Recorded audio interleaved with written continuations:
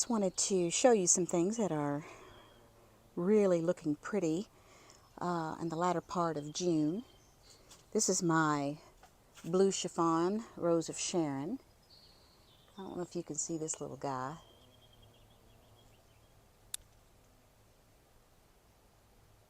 He's really getting down in there, isn't he? But the blue chiffon rose of Sharon is looking really pretty. So that's certainly something that's been blooming for a little bit, and it's still going strong, still has tons of buds on it, so it will continue to bloom. As you can see, it's still got buds all over it. The phenomenal lavender, which I have been showing in every single video, I think since the beginning of May, is really still looking beautiful. It's definitely towards the end of its blooming cycle for sure, but it is, we've had some pretty intense winds, and it has not laid over at all. It is still overall a vibrant color, but as you can get closer in here, you'll see that a lot of the blooms are pretty much spent, but still a beautiful form. Bees are still all over it.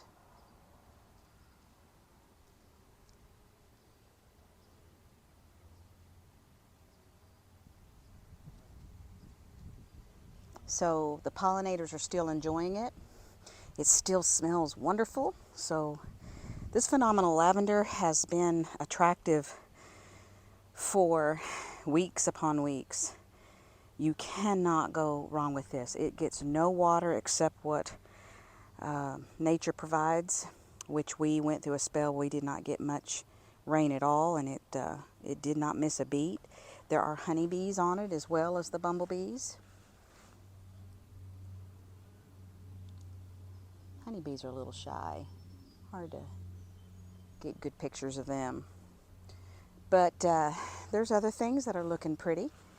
The hibiscus, the hardy hibiscus, they are starting to bloom and look gorgeous. This one over here is the Midnight Masquerade. Is it Midnight Masquerade? Is that right? Midnight Marvel. I'm sorry, I got the penstemon confused. This is Midnight Marvel. And I call it Midnight Marvel, I guess, because the leaves are a very dark burgundy color. But look at the blooms. And if you like red, you would absolutely love this flower. Compared to my hand, you can see how large this bloom is. Absolutely glorious, completely loaded up with buds. The bush itself is huge. It is almost as tall as me, that limb right there, and I'm 5'4". And gosh, this thing is probably from this side all the way over is at least probably 4.5 feet tall. It's possible that it's 5 feet, but I would say a little bit less than 5 feet. But it is from here to here. It is a huge bush, so it's way too big for this spot. I never even cut out the dead from last year because my intention was to move it. But I think I'm going to let it, be beautiful, and then maybe move it either this fall or really late winter. I hate to disturb anything when it's super hot. I just think it stresses everything. But here are two blooms side by side. One's larger than the other. But it is a absolute glorious bloom. This one here is a huge one. This one's even larger than the other one. Can you see how big that is? It's a little bit in the shade, so it's kind of hard to see it. But they are absolutely beautiful. Coming over here, you can see that I've got the big leaf hydrangeas. This is just some old variety that I have had here. It gets really too much afternoon sun. It's in the shade right now, but in a very brief period of time, when this shadow moves this way, this is the west, the sun will just come down here and just cook these guys, and they become very wilted. And in the morning they look, fine. But I thought it was kind of interesting. So this is a hydrangea that is dependent on pH. So if you have an acidic soil, you will get more of a blue bloom. If you have more of a basic or alkaline soil, you'll have more of a pink. And just to kind of show you that sometimes it's interesting, it's like it doesn't know for sure. This literally has all three colors. It has blue, pink, and lavender. So this side over here is more of a blue, baby blue. This side is more of a pink. And then on this edge right here, it's kind of hard to see it in the video, but that's more of a lavender. And I think that is such an interesting interesting thing about these hydrangeas. It's got a leaf from the tree in it. And you can see about the size of the bloom. The problem is these are not just prolific bloomers. But again, this is more of the what they call the big leaf hydrangea. I've had it for a while. They're just really common. But it's not in the greatest of locations. It really needs morning sun, more of the late afternoon shade. But what I really wanted to show you were the panicle hydrangeas.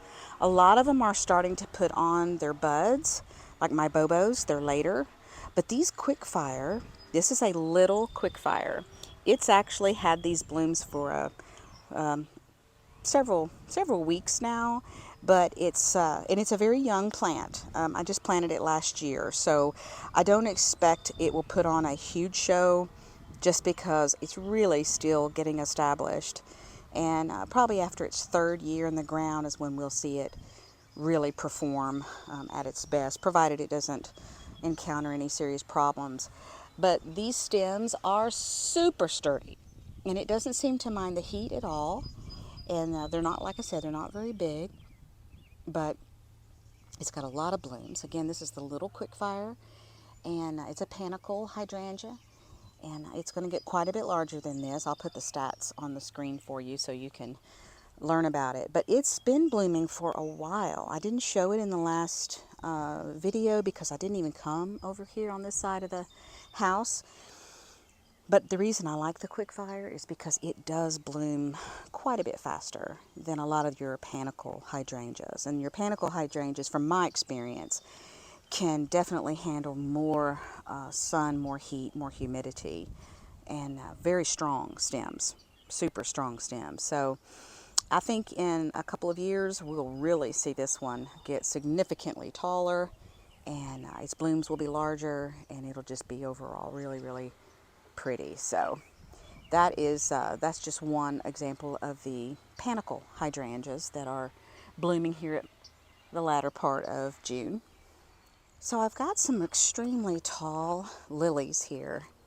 When I bought them, I thought they were the short variety, but they're not. These are at least 3.5, 4 feet tall, but they are beautiful.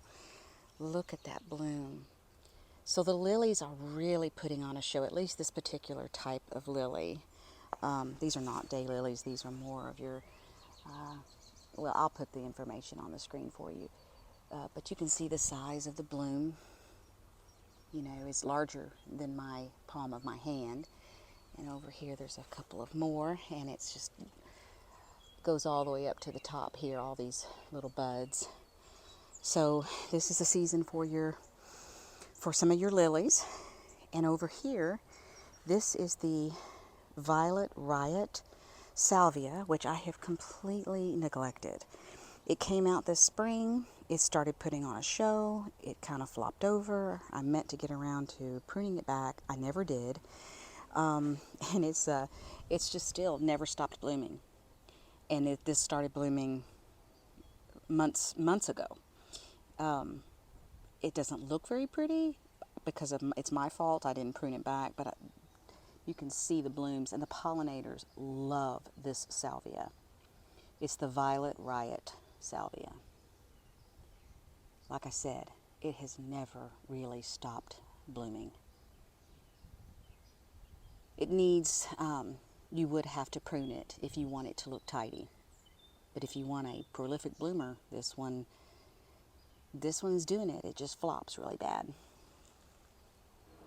Another hydrangea that's kind of interesting, I've not been real impressed with it, but it's called a summer crush hydrangea, and it's supposed to be a real beautiful, vibrant pink. This one I put over here a couple years ago, and again, I just find it interesting. This is an old bloom. It's been here for a long time, weeks, and you can see how blue it is. But notice this one. Again, it's got a mauvey pink on this side and a beautiful blue color on, or more of a purple.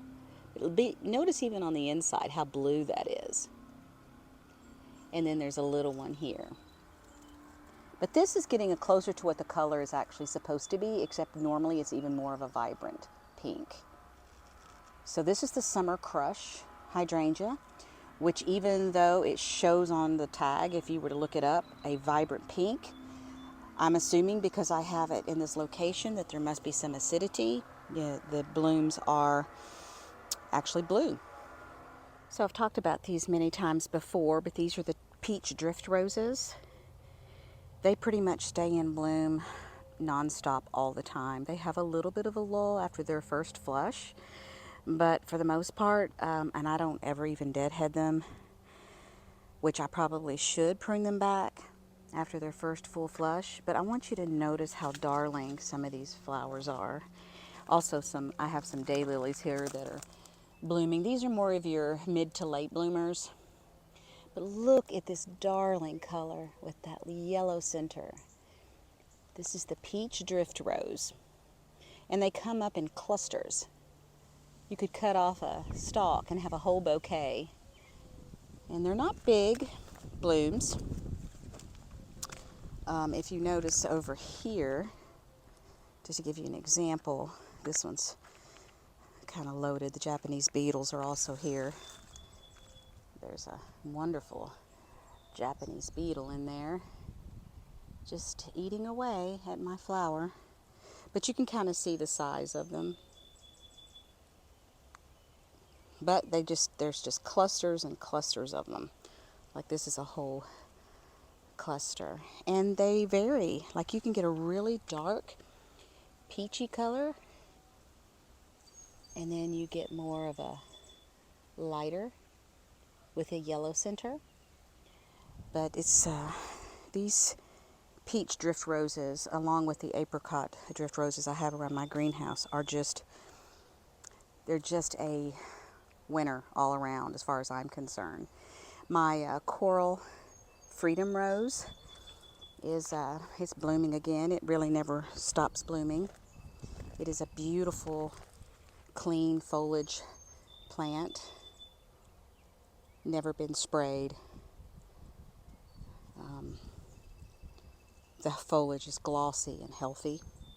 I never have seen this rose with any kind of black spot or disease on it, and there's a spent one, but look how glossy the foliage and healthy it is. Should have pruned that back. Never pruned it back. It's probably 6.5 feet tall. I'm 5'4", and it's way taller than me. So definitely need to prune them. This is some more daylilies that are of your late blooming variety. And then there's some yellow ones.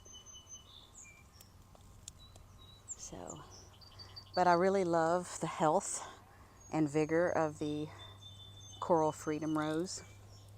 Something that I'm excited about that's blooming are these awesome crepe myrtles. Now, for people who live in the north, crepe myrtles are something that you may or may not be able to grow. But I planted these probably 4 years ago. It may be in my 5th season. And these were sort of marginal. I was kind of on the edge of their hardiness because at that time I was a zone 6B. But we had, since I've had them here, we had that Arctic freeze. And it got to negative 31 wind chill. And it was a negative 4. And did not lose anything. These are, wow, I don't know, probably 9 to 10 feet tall. And they just have gorgeous structure. You do have to watch a lot of the suckers that come out from the bottom, but I just pull them out by hand. But these are a really beautiful, bright, cheerful candy apple red color. And they have been, I think that they've been very hardy for us. Now, we've been moved to a zone 7A, but these are called Colorama Scarlet Red Crepe Myrtle. Can you read that? Colorama Scarlet Red Crepe Myrtle. And they have been hardy for us, even during the Arctic blast. I did not lose any of them. And I've got a total of 5.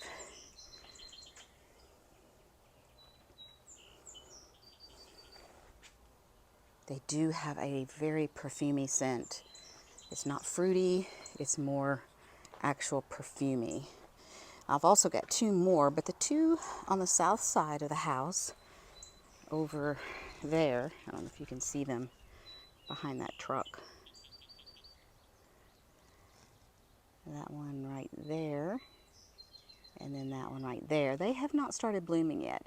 These have just now started. You can see, if I would do the camera right, you can see that they are budding up on the tips of every branch. So here soon, in another week, these will be glorious red. I'm hoping that they're red at the same time that my Bobo hydrangeas have some white blooms. You can see that the Bobos are a little bit behind the other Panicle that I showed you, hydrangea. There's one bud that's probably the farthest along. But the goal here was to have a row of white down through here on these Bobos, have the red of the crepe myrtles, and then blue on these blue star junipers down here. There. So that I could have a red, white, and blue kind of all going on at the same time near the 4th of July. So we're getting towards the end of June, so the 4th of July is right around the corner. These crepe myrtles will certainly be in bloom on the 4th of July, but it remains to be seen if the Bobos will be in bloom. They've not done very well, so I may not have a good year with my Bobos. Last year they were glorious. Over in this garden, I have some things that's looking really pretty. I had recently done a video on the tall garden phlox, and it's still looking beautiful. There's the David garden phlox. Now it's starting to come to the end of its bloom cycle here, but that's a pretty tall one. That's probably good solid 3.5 feet tall. In front of it, I have some beautiful daylilies, late blooming daylilies. This is more of an attractive daylily in my opinion. And then here's another little planting of the David phlox. It's a little bit floppy. Right here is a firelight tidbit, and it's kind of just now starting. It's a Panicle hydrangea. It's putting on some blooms. Again, nothing I am showing is really more than a few years old. A lot of this whole area out here has only been here for a year or 2. So, you know, things look better once they get established. Their flowers are larger and just everything about them is better.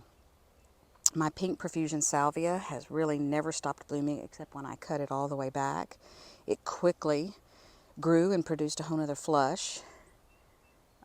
But it's kind of getting fizzled out again. Here is another beautiful hardy hibiscus. This one is called Holy Grail.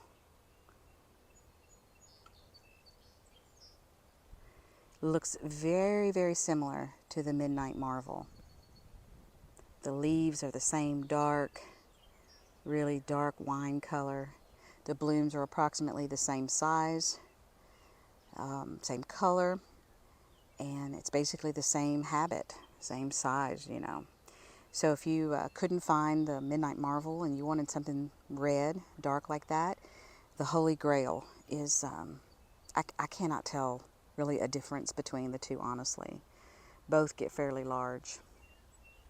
This is a penstemon. It's called Cha-Cha Hot Pink. And it's got those trumpet-shaped blooms. And it's a fairly new planting. I just planted it last year. So it's still struggling to get established here, but the blooms are beautiful on it. And I think it looks really pretty against this Sunjoy citrus. This is the Serendipity Allium. And I showed this on a couple of videos already, but you can see that the bloom heads are pretty good size. It's larger than a golf ball. And the bees really love it. And it's a neat foliage. Nothing bothers it. I haven't seen any type of disease. It handled our deluge of rain that we had back in May. It did fine, and yet it also can handle not getting any rain. So it's one of those that can really take care of itself. It's an easy one. So for any kind of beginner gardener, this is a great plant. You know, it's not very tall. It's probably about,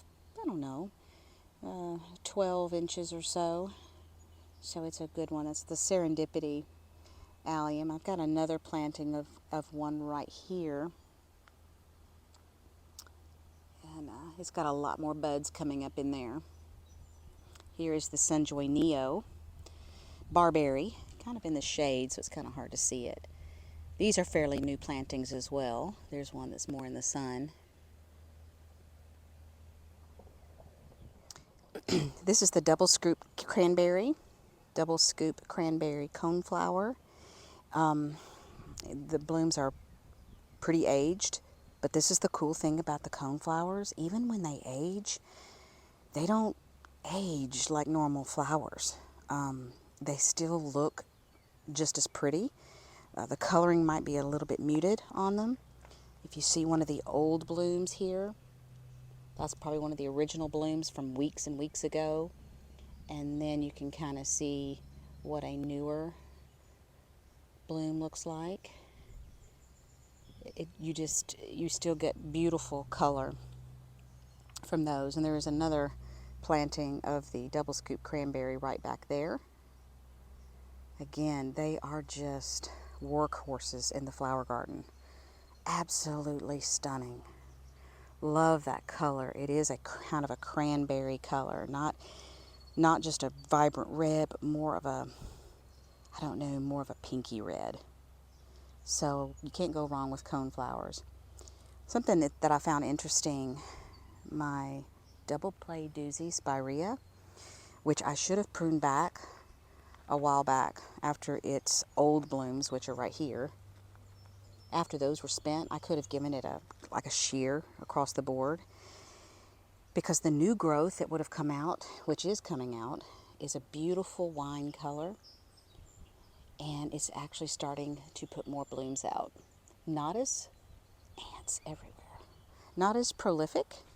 I think it would have probably been prolific had I pruned it back. But I just neglected to do that. And it would have been an easy prune job too, because I could have just taken some garden shears and just gone to town. But I didn't, and so I'm not getting near of a good second show for sure. The Oh So Easy roses, these Oh So Easy reds, they just never stop blooming. Never. I don't ever deadhead them. I don't see much difference between these and the red double knockouts, but the foliage is clean. They never have any black spot on them at all, even through the tremendous amount of rain that we got early on. They just never stop blooming, really. And a lot of my roses do stop, even though they're considered ever bloomers or repeat bloomers. They still will stop, but not the Oh So Easies. They just keep on keeping on. Here is another phlox, tall garden phlox. This is the Proven Winners Ultraviolet. I've shown these in a other video, but they're still looking beautiful, but they are certainly not in their prime anymore. But they are it almost hurts your eyes when you look at that rich color.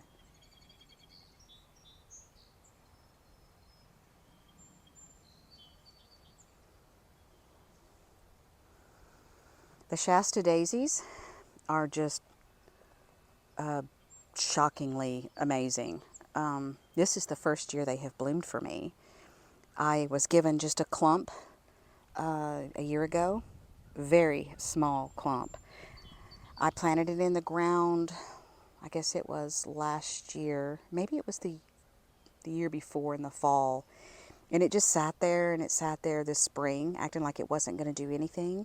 And then when the heat kicked up, it just started growing, and they are just amazing. Super healthy foliage, no disease, never been sprayed. I didn't fertilize them.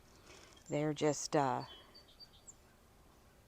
these daisies are just very dramatic and beautiful. They certainly need to be in a different location. They're way too big. They're crowding out, you know, all of the coneflower. My white wands Veronica down in here, you can't even see it. I love this white wands Veronica because I thought it was dead, and and it decided it wanted to come back to life. So I'm very proud of it. So I'm definitely going to have to move this and divide these daisies and put them probably towards the back of the bed somewhere. But the backlight is pretty much done. There's a few more. This is the Phlox from Proven Winners. It's the backlight. A lot like the David, but shorter and more compact.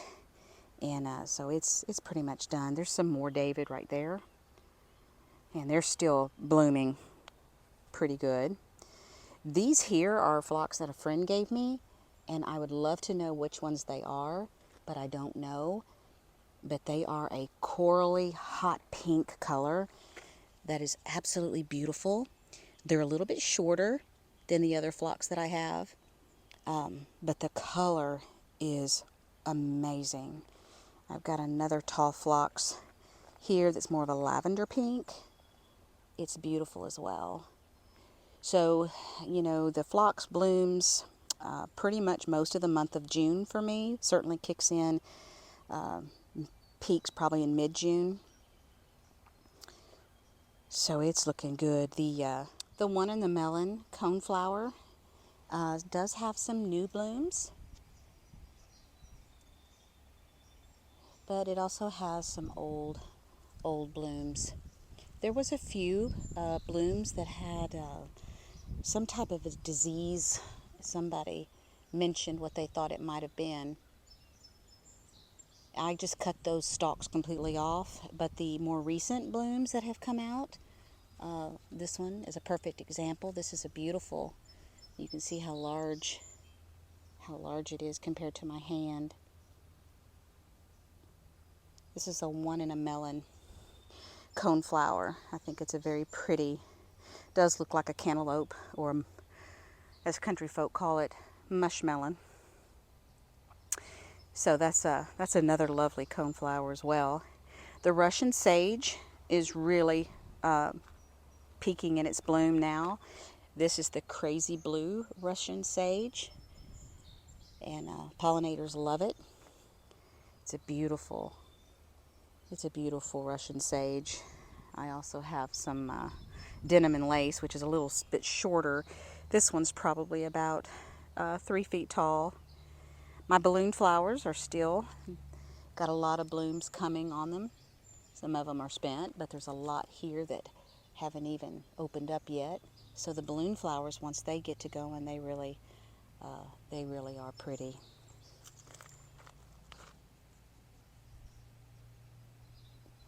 I don't know what it is about the balloon flowers that I love so much, but I just think they're the neatest. Maybe it's because I started them from seeds, so it's kind of like more exciting for me, but I just love that. I think that's so pretty.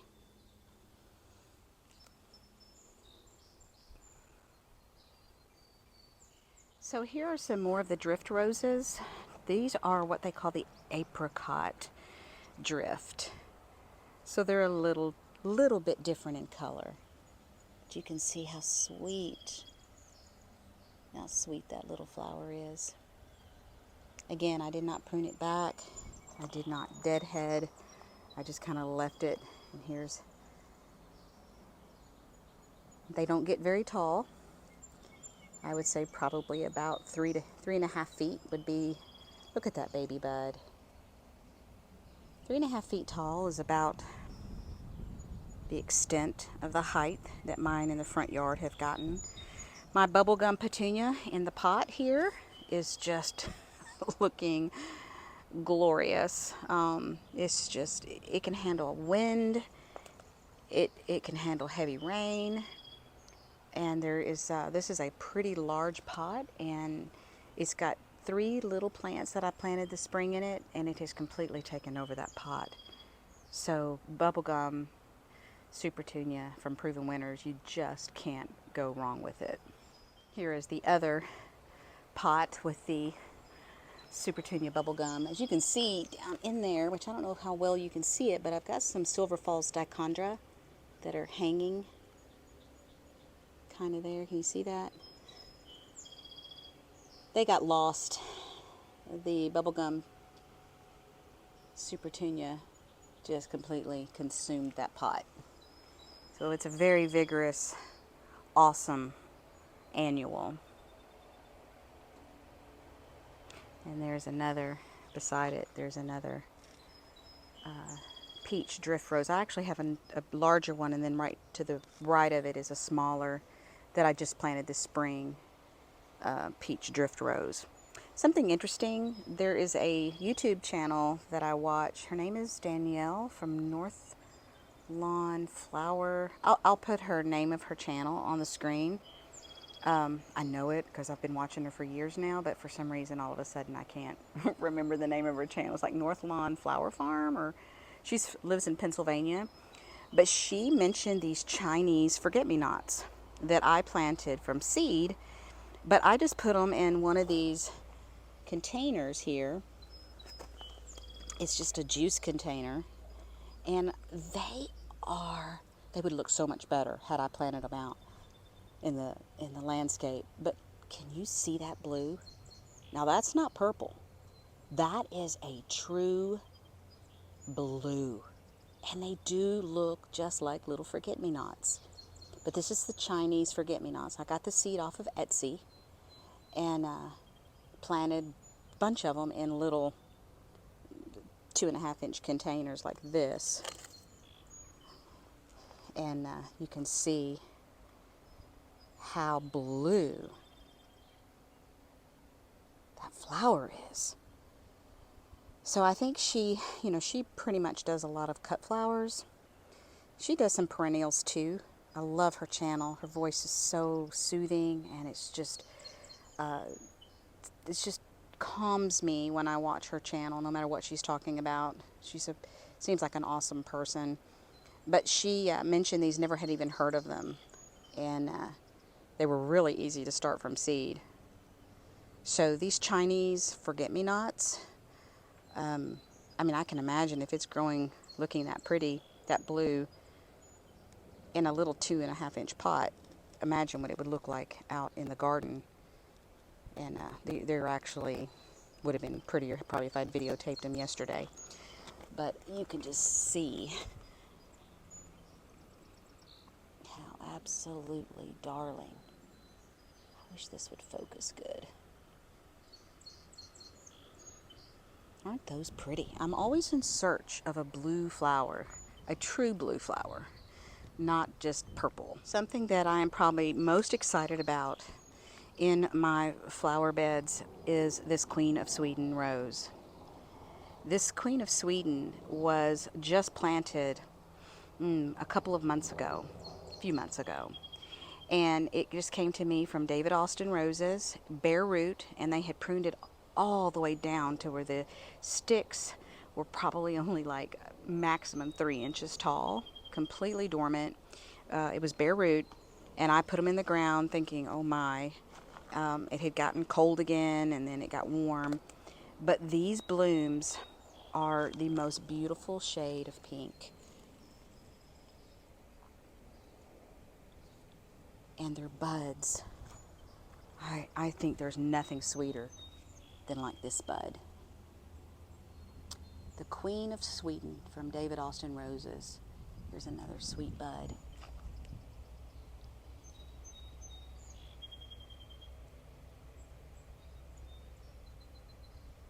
Isn't that beautiful? Now this rose does not get very wide. It gets tall, but I think that would be perfect. So you could really plant around it. I have lavender. This is the sensational lavender that I just planted just a few weeks ago, and it was they came in little plugs off of Etsy. So if you're looking for any sensational lavender, it is probably a great investment. More economical way of buying it is in the little plugs, because that thing started off not much bigger than my thumb when I planted it, no joke, and it has just, look at that. I mean,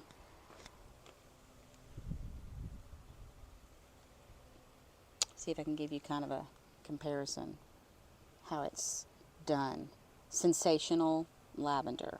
Now it's going to be hard to beat the phenomenal, but just, oh my goodness, just me waving my hands through that, I can really smell it. It stirs it up. Oh my gosh, it is very heavily scented lavender. But you know what? Even if it never makes a bloom, isn't that beautiful? Just that structure and the texture of those leaves. And they smell good, and they are completely like nothing, no disease at all. Perfectly healthy. Don't require fertilizer. I mean, kind of a blue-green color. Absolutely gorgeous. Looking at this north side of my greenhouse, there's a few interesting things. One is this amazing, absolutely glorious Clematis. This is the Little Mermaid, and I am absolutely in love with the color of this pink. Some of them are a dark mauve-y, almost coral color.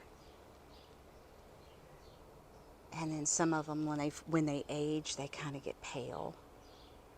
But there's something about inside, it almost looks like a jewel to me. Like something you would wear on a lapel or something. But the greenery is just absolutely healthy. And I cut this way back, all the way down, to here. And all of this is new growth within just a few weeks. And it is, look at all this new growth. I mean, my trellis is not tall enough. And it has started to bloom again. So this is pruning type 2, I believe. I can put the stats on the screen for you. But it has been in bloom a lot. I think the fact that I pruned it back early on after its first flush, it really helped it to want to flush out again. Let me get this weed. And it's funny how you don't see them sometimes till they get huge. Then they pop out their heads. But these are also the bubblegum pink Supertunia, along with the snowdrift white, and bubblegum pink, snowdrift white, bubblegum pink. I thought that would make a really pretty front part of that border, because that gets the sun, and everything back behind it is pretty much in the shade. So I think, these colors really do something for me. The chartreuse of the Hakanakloa all gold grass, and with the berry smoothie heuchera, that you have that kind of dark burgundy foliage. And then of course you've got the green. This is the spot on pulmonaria, which blooms in the spring. That plant, I planted it last season and I was kind of disappointed, but man, it has really shown out. It is just tripled in size. It's been very impressive. And then of course I got the autumn frost little hostas that I just planted just a few weeks ago. They're holding their own. I've got some lamium back here that's kind of been shaded out with that heuchera. This little lamium here, I just planted it. This heuchera, I have no idea. I don't know what I did. Gosh, it is almost looks like a chemical burn, but it's on its way out. I mean, I can't seem to. I just can't seem to revive it, and it was just as pretty as this one here. So I don't know. Very disappointing. Just have to get me some more, I guess. This pulmonaria here is the Trevi Fountain, and it has beautiful true blue flowers in the spring. The Tutti Frutti pink grapefruit yarrow is absolutely awesome, and I have found that these make excellent cut flowers. You get that color, which is a really pale, almost lavender, the old flowers. This one here is more of a, the pink, and then you can get the new flowers, which are a really rich dark pink, all on the same little plant. So it makes a beautiful display. And like I said, they stay in the vase and look pretty for a long period of time. My dahlias that I started from seed are really starting to shine here. There's one, probably one of the prettier ones. But doesn't that look like a jewel? Like a brooch almost? Now this is not what the seeds were supposed to look like at all. So I think these reverted back to probably a parent plant at some point. These were supposed to be looking like they came from the pink labyrinth. Oh, but isn't that pretty? I wish they were pink instead of the red, but you know what? Anything I grow from seed, it is so rewarding when you see a beautiful plant that came from seed. The rabbits had chewed this one, and as you can see, he chewed it down to the ground. And I want you to look how it's coming out. It may never produce flowers, but I'm still impressed that that it's coming out like that. I have another Panicle hydrangea here that is really starting to look beautiful. Now this one is a new planting. I just planted it last fall, but it's a quick fire fab. It has really done well in this spot. It gets sun up until probably around 2:30, 3 o'clock, and then it's in the shade. But it has just got lots of young starting blooms here, and then it's got these, and then it's got this one, which is almost fully out. Quickfire Fab is beautiful. Here are some super tall lilies. Again, this is the season for lilies. This is a huge lily that is taller than me, so I would say it's every bit of 6 foot tall because I'm 5'4" and I'm looking up to it. So it's a very tall lily that is just got huge, strong. These petals are firm, and probably would make a good cut flower, I would think, if you could figure out how to use that stem. But it's just got all these beautiful white blooms on it that I think is so pretty.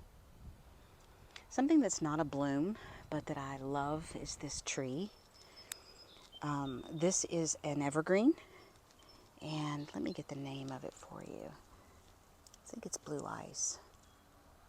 It's a blue ice Arizona cypress, but it is a very icy blue color, and I think it really contrasts nicely with my sunshine ligustrum that I have planted back here, which need to be pruned. You can make them look very shapely, but they are just a vibrant yellow. And I think once they get taller, because these sunshine ligustrum will get pretty tall if you don't keep them pruned back, with this blue up against it, I think will be beautiful. This is just a very young tree. I'll put the stats on it on the screen for you, but it will get really tall. But you can prune the sides of them and keep them. You can keep the width, in check. But I love this kind of stuff. Again, this is planted on the south side of the building because it's hardiness zone. You can't really grow it if you're in a super cold climate. But it survived that really super cold Arctic blast that we had in December of 2022, I believe it was.